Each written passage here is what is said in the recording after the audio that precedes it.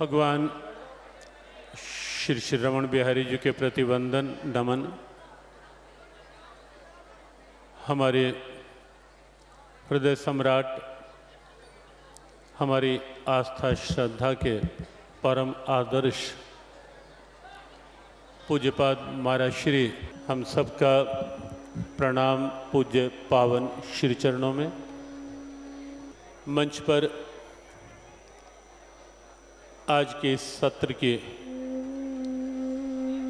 अध्यक्षीय आशीर्वचन के लिए हमारे जूना पीठाधीश्वर आचार्य महामंडलेश्वर जी मंच पर विराजमान हैं। उन्हीं के पूज्य श्री चरणों में निवेदन कि आज की सभा का अध्यक्षीय आशीर्वचन उन्हीं के द्वारा हमें प्राप्त होगा। मंच पर पूरे विश्व में योग के साथ साथ आयुर्वेद और अपनी स्वदेशी परंपराओं को जन जन की प्रेरणा बनाने वाले हमारे पूज्य योग ऋषि स्वामी रामदेव जी महाराज मंच पर विराजित हैं। आप सब दर्शन कर रहे हैं। अनेक संतों के दर्शन मंच पर हो रहे हैं। मंच पर हमारे पंचायती बड़ा अखाड़ा उदासीन के श्रीमान महंत अद्वैतानंद जी महाराज यहाँ मंच पर विराजित हैं, जो यहाँ पूज्य महाराज श्री की ही कृपा से इस रूप में आज उन्हें जो आगे सेवा का सुअवसर मिला है, पूज्य महाराज श्री की ही कृपा उनके साथ है। अभी हम निवेदन उन्हीं से कर रहे हैं कि अपने आशीर्वाद से वर्षों वर्ष यहाँ श्री रमणरेती धाम में पास में ही जो ब्रह्मांड घाट में स्थान है, वहाँ गुरुकुल और वहाँ की एक अनन्य निष्ठा के साथ सेवा, और आज पंचायती बड़ा अखाड़ा उदासीन के श्रीमान महंत के रूप में यहाँ मंच पर उपस्थित हुए हैं। इस उत्सव में प्रथम बार इस रूप में उनका दर्शन, और आइए श्रवण करें उन्हीं का आशीर्वाद। हमारे सम्मुख विराजमान जिनकी कृपा की चादर हम ओढ़े हुए हैं, सभी गुरु प्यारी साथ संगत, आज हम बड़े ही भाग्यशाली हैं जिन महापुरुषों की कृपा से गुरु में तुम में भेद न देवा, गुरु सेवा सो तुम्हारी सेवा। जिस स्थल पर बैठ करके जिन महापुरुषों की जयंती मना रहे हैं, उन महापुरुषों ने यहाँ पर अपने अमूल्य जीवन के उन क्षणों को यहाँ पर उन क्षणों के द्वारा प्रभु की आराधना की, प्रभु का साक्षात्कार किया।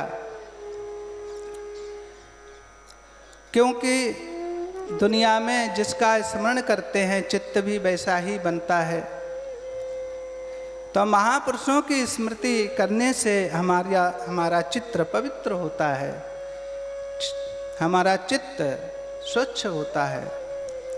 हमारे यहाँ कहा गया है, जन्मना जायते शूद्र संस्कारई दुदुच्यते। जन्म से सभी एक जैसे होते हैं, पैदा होने पर सभी एक जैसे होते हैं, फिर उनकी संस्कारों के द्वारा उनमें गुणों का आधान होता है। और हमारे यहाँ 16 संस्कारों की चर्चा की गई। 16 संस्कार ये जीव को दिव्य बनाने वाले हैं, जीवात्मा को परमात्मा तक पहुंचाने वाले। इसलिए संस्कारों की चर्चा ऋषियों ने उनको रखा समाज के उत्थान के लिए। आज सुबह सुबह पूज्य महाराज श्री के द्वारा योग शिविर का शुभारंभ, योगश्चित्त वृत्ति निरोध। चित्त की वृत्तियों के निरोध का नाम योग है। यही चित्त की वृत्तियों का निरोध नहीं है तो योग नहीं बन पाएगा।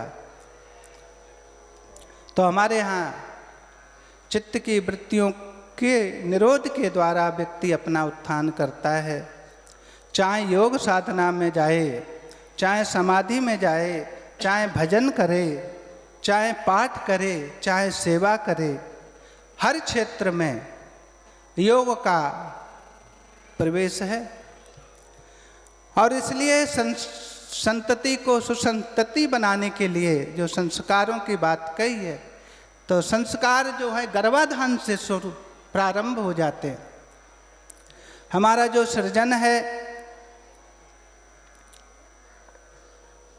केवल शरीर का ही सृजन नहीं होता है, माता पिता के द्वारा मात्र शरीर का सृजन नहीं होता है, शरीर के साथ में मन का भी मन का सृजन होता है, बुद्धि का सृजन होता है। इसलिए लोग कहते हैं बेटा तो हो गया लेकिन हमारी बात नहीं मानता।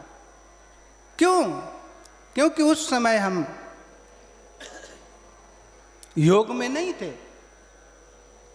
हमारी स्थिति योग में नहीं थी। इसलिए योग का मतलब है योग चित्त वृत्ति, समग्र चित्त वृत्तियों को कोई भी काम करे तो निरुद्ध होके करे, और उसका परिणाम होता है अच्छे अच्छे परिवारों में अच्छे अच्छे संतति जो होती है। लेकिन वो कहते हैं कि हमारी बात नहीं मानती, हम जैसा चाहते हैं वैसा चलती नहीं।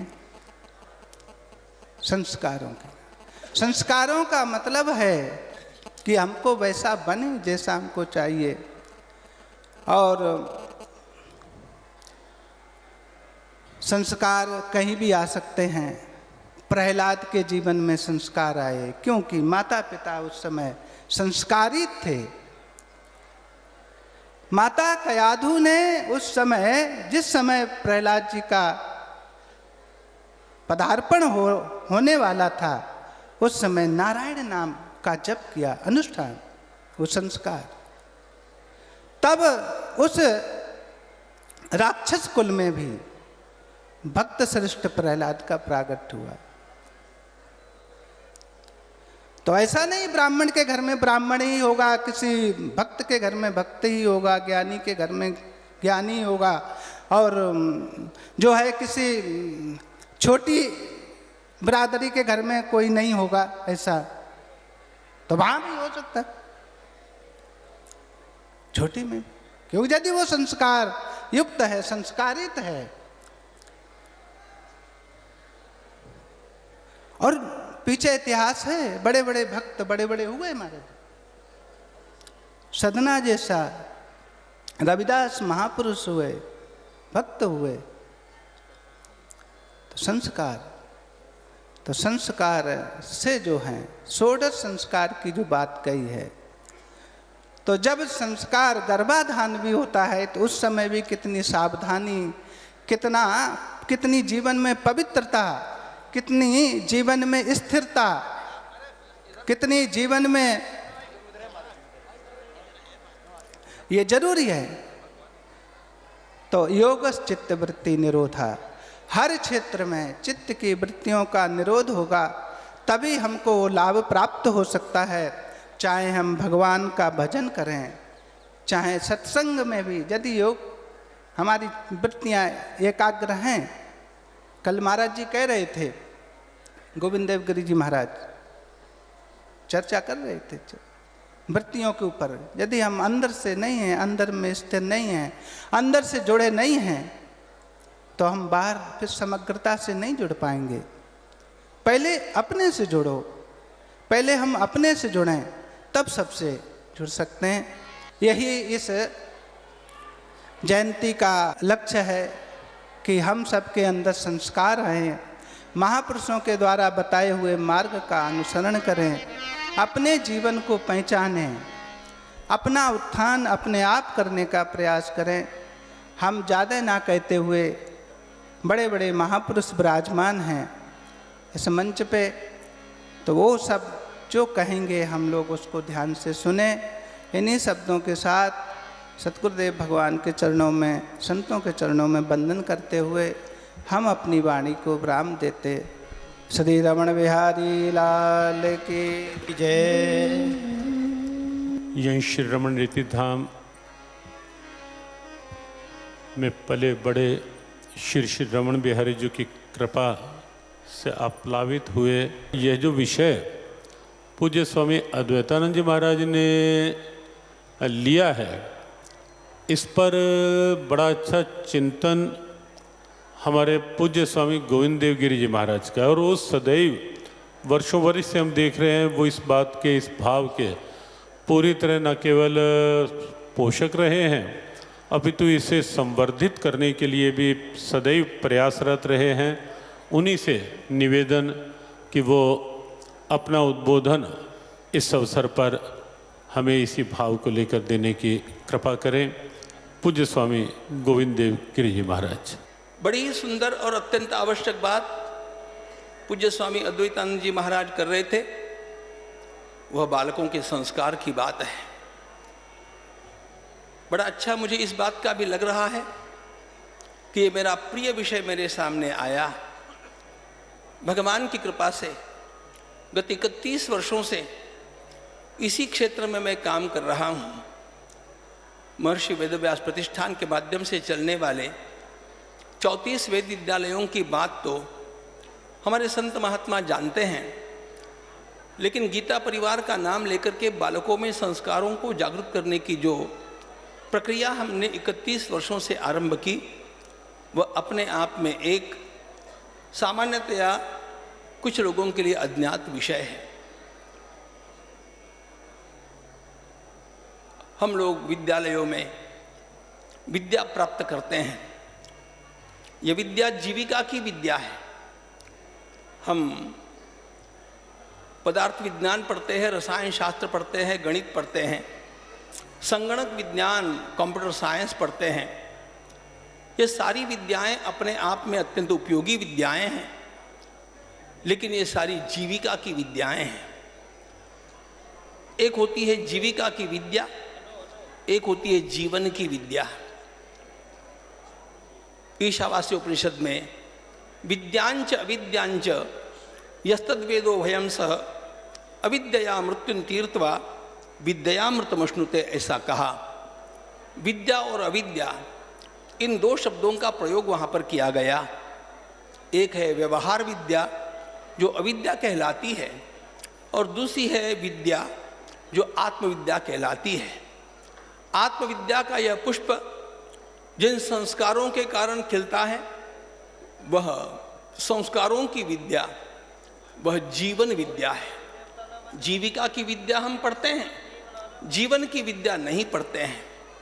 उसकी व्यवस्था हमारी शिक्षा प्रणाली से हटा दी गई, और इसका परिणाम ये हो गया कि मनुष्य धन कमाने के लिए उपयोगी जो जीविका की विद्या है उसको तो पढ़ गया, लेकिन मैं एक अच्छा भाई कैसे बन सकता हूँ, मैं एक अच्छा बेटा कैसे बन सकता हूँ, मैं कैसे एक अच्छी कन्या बन सकती हूँ, मैं कैसे अच्छी बहू बन सकती हूँ, मैं कैसे अच्छी एक सास बन सकती हूँ, मैं कैसा एक अच्छा पिता बन सकता हूँ। ये जो संस्कारों की विद्या थी, ये लुप्त प्राय होती चली गई। बहुत बहुत आनंद की बात है, जैसा कि हमारे परम श्रद्धेय और राष्ट्र गौरव पूज्य स्वामी रामदेव जी महाराज ने ध्यान मेरा आकृष्ट किया। संस्कारों की बात जब यहाँ पर चल रही है, हम तालियों की गूंज में स्वागत करें उन ब्रह्मचारियों का जो स्वयं अत्यंत श्रेष्ठ इस प्रकार के उपनयन संस्कार को प्राप्त करके आज पूज्य गुरुदेव के आशीर्वाद प्राप्त करने के लिए उनके समीप जा रहे हैं। अब ये उपनयन संस्कार ही आप ले लीजिए। यह संस्कार किस लिए किया जाता है?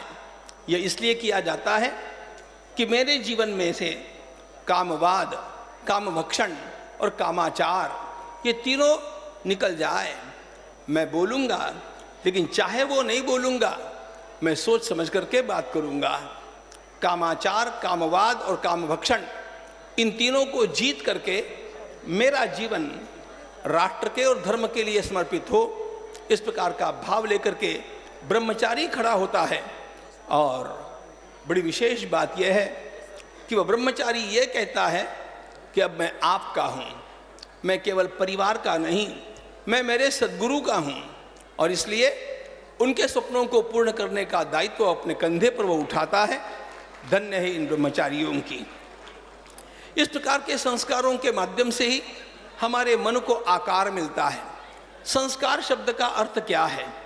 अपनी वाणी, अपना मन और अपनी इंद्रियां, इनको सर्वहितकारी आकार प्राप्त हो जाए, यह संस्कार की प्रक्रिया है।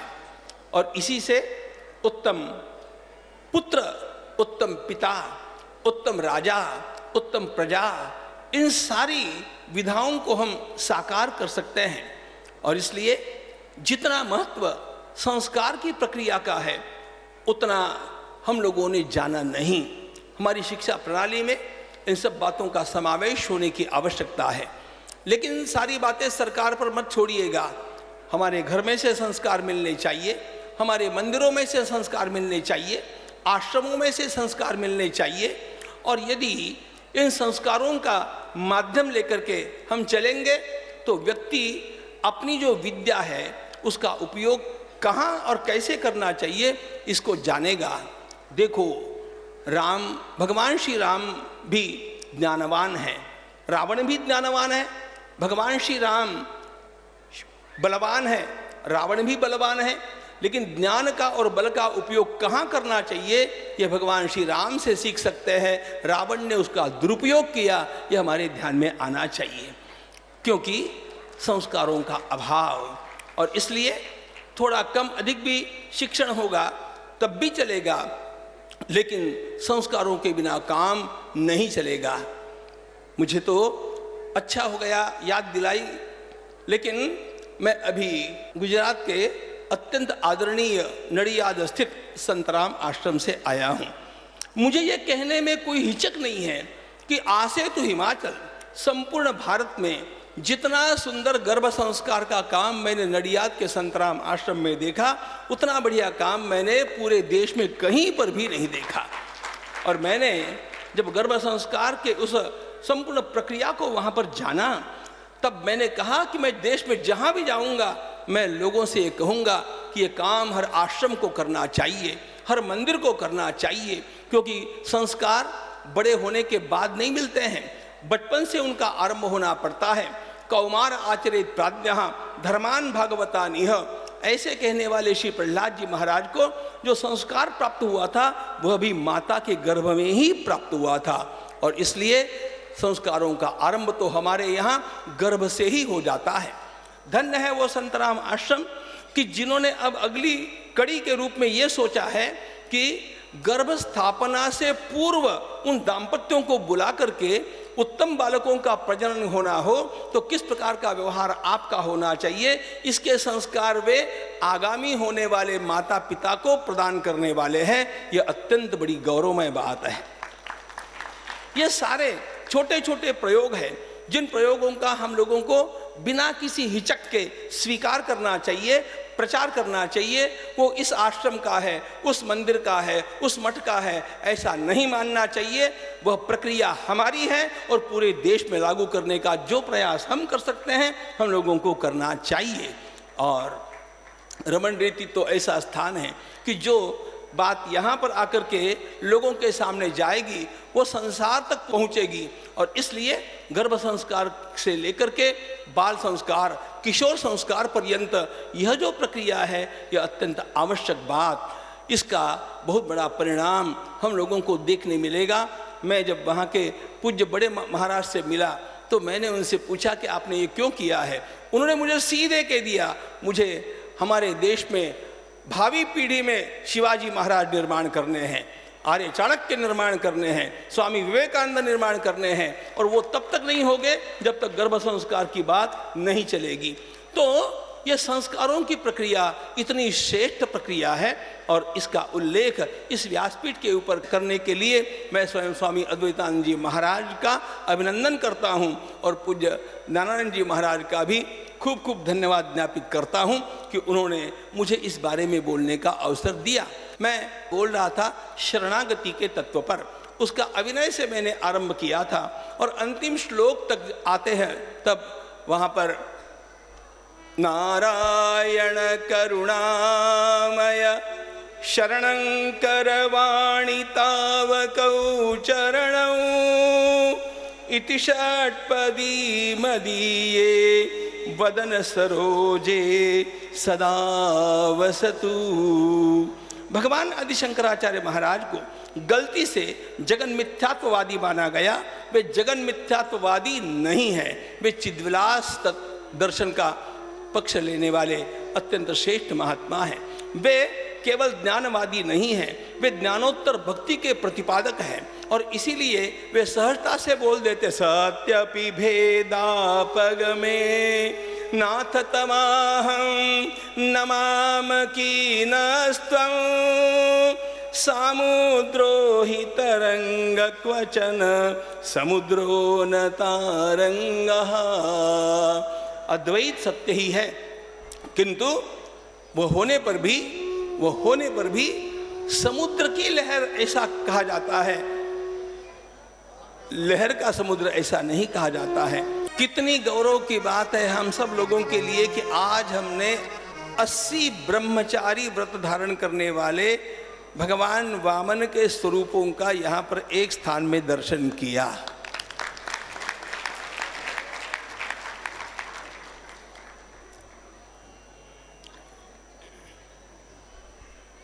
शरणागति की 3 सीढ़ियां आचार्य मधुसूदन सरस्वती महाराज ने बतलाई। तस्यैवाहम ममैवासौ स एवाहम इति त्रिधा। शरणागति के 3 सीढ़ियां हैं। मैं संसार का हूं ऐसा हम सब लोग मानते हैं। जब जीव ये मानने लग जाए कि मैं संसार का नहीं हूं, मैं भगवान का हूं, मैं हूं श्री भगवान का, मैं भगवान का हूं, यह शरणागति की प्रथम सीढ़ी है। दूसरी सीढ़ी ममैवासौ, मैं केवल श्री भगवान का हूं, यह पहली सीढ़ी। भगवान मेरे हैं, यह दूसरी सीढ़ी। उसमें भी प्लस करता हूं, मेरे नहीं मेरे ही है, यह सच्ची बात है। Try to have a personal God please. भगवान सार्वजनिक नहीं होते हैं, ध्यान रखना। भगवान सबके हैं, इसे ज्ञान कहते हैं, और भगवान मेरे हैं, इसी को भक्ति कहते हैं।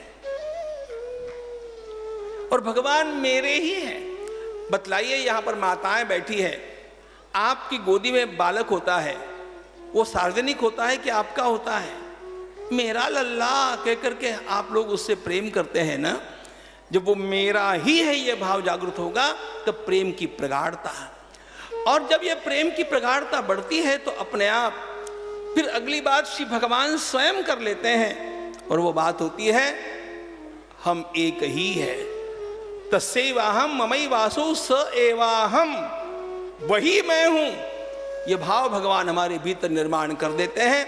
और यह शरणागति का तुरीय अवस्था में प्रभु के साथ पूर्ण समरसता का स्वरूप है। श्री ज्ञानेश्वर महाराज ने इसको बड़े सुंदर उपमा के माध्यम से रखा। जैसा स्वर्णमणि सोनिया कल्लोड़ू ये पानिया, तैसा धनंजया शरणे रीग। स्वर्ण को कैसे कुछ भी करो, स्वर्ण का अलंकार कितने भी बनाओ, उसका कंगन बनाइए, उसकी चूड़ी बनाइए, उसकी अंगूठी बनाइए, उसका गले का नेकलेस बनाइए, लेकिन आखिर स्वर्ण के सभी अलंकारों के शरण्य स्थान के रूप में स्वर्ण ही होता है। स्वर्ण का अलंकार स्वर्ण में ही शरण पाता है। सागर में उठी हुई लहर सागर में ही लीन होती है।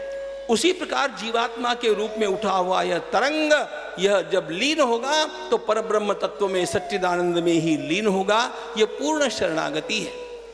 लेकिन इस शरणागति की शिक्षा जितनी बढ़िया गोपियों से हम लोगों को प्राप्त होती है, उतनी अन्यत्र कहीं पर भी नहीं। गोपियों ने 2 सुंदर श्लोकों में अपनी भावना को व्यक्त किया। कर्मभिर भ्राम्यमाणानां यत्र क्वापीश्वरेच्छया मंगलाचरितैर्दानैर्रतिर्न कृष्ण ईश्वरे। गोपांगनाएं कहती है, उद्धव जी जाकर के कृष्ण से कह देना कि हमें स्वर्ग में भेजना कि नरक में भेजना, इसमें हम कुछ भी चयन करना नहीं चाहती। जहां भी आपकी मर्जी हो भेज सकते हैं, इसमें आपको हस्तक्षेप करने की आवश्यकता है नहीं। हमारे कर्मों के अनुसार हमें जहाँ जाना पड़ेगा वहाँ पर जाने के लिए हम तैयार हैं। हे कृष्ण, केवल आप एक काम करना, हम जहाँ भी जाए, जिस प्रकार का भी जन्म हमें प्राप्त हो, हमारा प्रेम केवल तुम्हारे चरण कमलों से जुड़ा हुआ रहे, ये वरदान हम आपसे चाहते हैं। कर्मभिर्भ्राम्यमाणानां यत्र क्वापि ईश्वरेच्छया मंगलाचरिते दानैर्रतिर्न कृष्ण ईश्वरे। और वह प्रेम अभिव्यक्त कैसे होना चाहिए? तो वे कहती है, मनसो वृत्तयो न स्युः कृष्ण पादाम्बुजाश्रया।